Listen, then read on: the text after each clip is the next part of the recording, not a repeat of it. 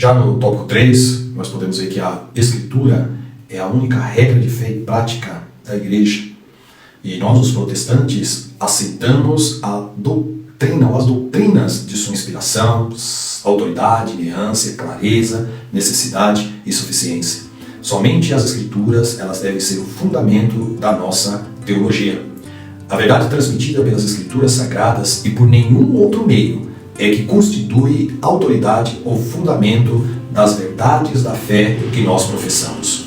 Um dos mais importantes da história da igreja, ou um dos eventos mais importantes da história da igreja foi a Reforma Protestante.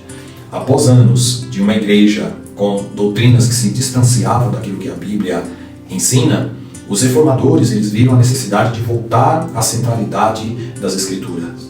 Por esse motivo, Martinho Lutero ele afixou lá na igreja, a famosa igreja de Wittenberg, as suas 95 teses, dando início ao mais famoso avivamento da história da igreja. As principais doutrinas resgatadas pelas reformas foram sintetizadas ou resumidas em 5 pontos centrais, chamados de os 5 solas. São eles: sola Scriptura, solus Christus, sola gratia, sola fide e soli Deo gloria. Mas o que é a expressão sola Scriptura? A palavra sola significa somente, e Escritura significa escritura, vieram do latim, são expressões latinas que significa só a Escritura. É uma doutrina essencial da fé cristã que afirma que a Bíblia é a palavra de Deus e a única regra de fé e prática. Essa expressão sola Escritura transmite a ideia de que a Bíblia está acima de toda a tradição da igreja, de experiências pessoais e qualquer afirmação contrária às Sagradas Escrituras. A Bíblia, ela sempre deve ser o padrão pela qual as nossas experiências são validadas ou não. Jamais devemos colocar as nossas experiências acima da Bíblia. Exemplo, se algum irmão porventura disser que recebeu uma revelação dizendo que Jesus não voltaria mais para buscar a igreja, essa revelação deve ser completamente rejeitada, pois a Bíblia diz categoricamente que Jesus voltará para buscar a amada igreja. Isso é um exemplo que eu estou dando, ainda que seja um exemplo forte, mas nós vemos que muitos por aí querem colocar as suas experiências acima das Escrituras. Para os cristãos, a Bíblia é a única e suficiente fonte para se aprender a respeito da salvação, dos pecados e da vida e obra de Jesus Cristo, além de ser o guia nas decisões pessoais e cotidianas. A Escritura é a única fonte para conhecermos quem é Deus e o que Ele espera de nós. É nas Escrituras que encontramos a autorrevelação de Deus para o homem. Sem as Escrituras, nós jamais poderíamos conhecer a Deus como Ele é a nós revelado através dela. O principal sola, nós devemos meditar sobre isso. Vamos reparar no detalhe que o primeiro sola tem a Escritura como fundamento. Lembra que são 5. A partir desse primeiro, vem todos os outros solas. E por que isso? Porque quando nós deixamos de ter a Bíblia como nossa única regra de fé e prática, as heresias têm um campo fértil para proliferarem no nosso meio. É somente através das Escrituras que podemos combater os erros e os desvios doutrinários, tais quais a igreja primitiva combateu as heresias do primeiro século e os reformadores também. Algumas heresias impostas pela Igreja Católica e que motivaram a Reforma Protestante são, por exemplo, a adoração a Maria, mãe de Jesus, a doutrina do purgatório, o latim, somente o latim como língua das orações e dos cultos na igreja, a venda de indulgências que vocês já ouviram tanto falar. Todas elas, essas heresias foram veemente combatidas por Martinho Lutero, Calvino e outros reformadores. Por isso, irmãos, nós devemos ser bereanos no modo de filtrar as mensagens que ouvimos. O próprio apóstolo Paulo, ele elogia os irmãos de Bereia, lá em Atos 17, por julgarem a pregação dele próprio com base nas Escrituras. Nós devemos julgar, de acordo com a palavra, tudo o que ouvimos e também as nossas experiências pessoais e de outros. Tudo deve ser julgado pelas Escrituras. Ainda que nós possamos viver a mais incrível experiência sobrenatural, se ela for contrária à Bíblia, deve ser rejeitada. É impossível nós amarmos aquilo ou aquele a quem nós não conhecemos.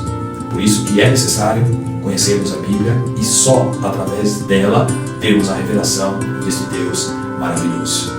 A essência do sola Escritura, ou somente a Escritura, está espalhado por todas as Escrituras sagradas. Nós não vemos esta palavrinha lá, mas ela permeia toda a Bíblia.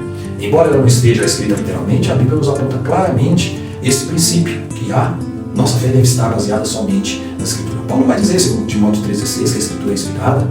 Referindo-se aos escritos do Novo e Antigo Testamento, nós podemos ver que o salmista escreve no maior capítulo de toda a Sagrada Escritura, dizendo que lâmpada para os meus pés é a tua palavra e luz para os meus caminhos. Salmo 119, verso 115. Quando os autores fazem menção à palavra de Deus ou às Escrituras, ou dizem como está escrito, ou se referem aos profetas e à lei de Moisés, eles nada mais estão dizendo a respeito de uma palavra verdadeira e que tem autoridade, porque é a palavra de Deus. Durante todo o tempo do seu ministério, Jesus usou por várias vezes o termo está escrito, fazendo referência ao Antigo Testamento.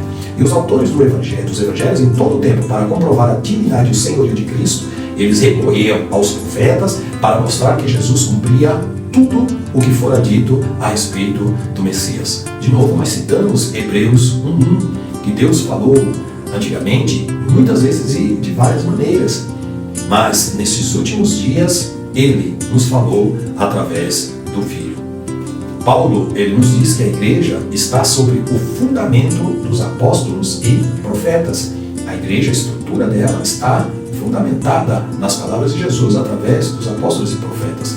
Paulo mostrava que o entendimento que eles tinham da autoridade apostólica se assemelhava aos profetas do Antigo Testamento. E o apóstolo Pedro, líder da igreja primitiva, nos confirma isso, ao dizer que algumas pessoas deturpavam os escritos de Paulo, assim como as demais escrituras. Segundo Pedro, capítulo 3, verso 16.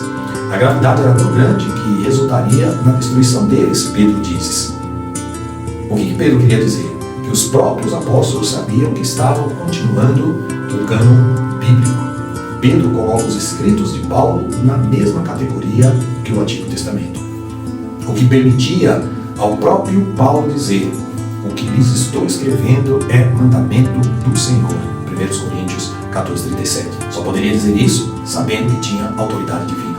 O mesmo Pedro diz para nós que nenhuma escritura veio de homem, mas todos esses homens tementes a Deus falaram, movidos pelo Espírito Santo. 2 Pedro 1:21. O apóstolo, ele coloca a Bíblia em um patamar inigualável, sem comparação.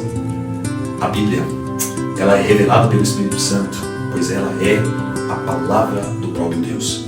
O apóstolo Paulo ainda escreve que se alguém pregasse um outro evangelho, diferente do que os apóstolos pregaram, ainda que fosse um anjo, ele deveria ser amaldiçoado, ou seja, fosse anátema. Nós devemos lembrar, acima de que nós falamos, e que toda experiência pessoal, todo sentimento, as nossas opiniões, a pregação de qualquer pastor, de qualquer ministro, não pode estar acima da Bíblia. A luz para nossos caminhos e a bússola para nos guiar deve ser sempre somente as Escrituras. Passamos aí para o ponto 2, o poder da palavra de Deus. Nós vemos que esta palavra, ela é viva, é ativa e poderosa, e todo poderoso a usa como um cirurgião usa um bisturi, cortando diretamente no coração e transformando os seus leitores para sempre. Eu fui transformado, você também. Essa maravilhosa transformação acontece todos os dias com inúmeras pessoas de todos os tipos de históricos, passados e situações das mais diversas, não importando quais sejam. A palavra tem poder para mudar. Esta palavra, o seu poder, ela se assemelha ao fogo que consome e purifica, bem como um martelo que despedaça a penha, nos diz a lição. O seu poder também é capaz de derrubar fortalezas espirituais que fazem oposição ao conhecimento divino. Está lá, segundo Coríntios, capítulo 10, versos 4 e 5.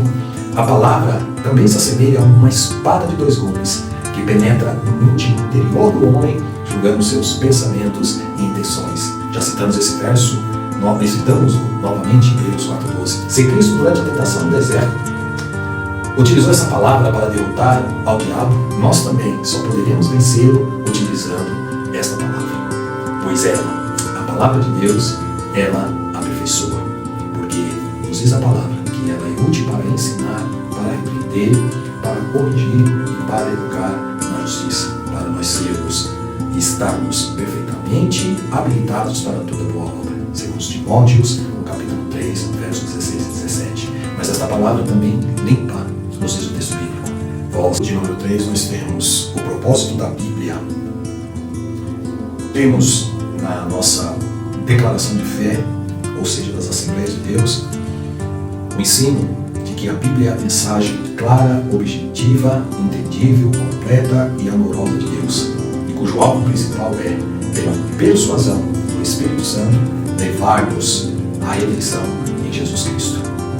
É na Bíblia que encontramos os códigos morais e éticos para a nossa sociedade. Numa sociedade relativista em que vivemos, nós devemos ter em mente que a moral bíblica jamais ela se relativiza, pois os seus valores são absolutos. Apocalipse 22, 18 e 19. Resumidamente, a Bíblia é a revelação de Deus e de sua vontade à humanidade. Dessa forma, o compromisso inegociável, não tem como negociar isso, da igreja deve ser de fidelidade e propagação da mensagem bíblica para a salvação e libertação dos pecadores. 1 Timóteo 15. Os 10 mandamentos e a lei mosaica, em geral, foram marcos na história da ética.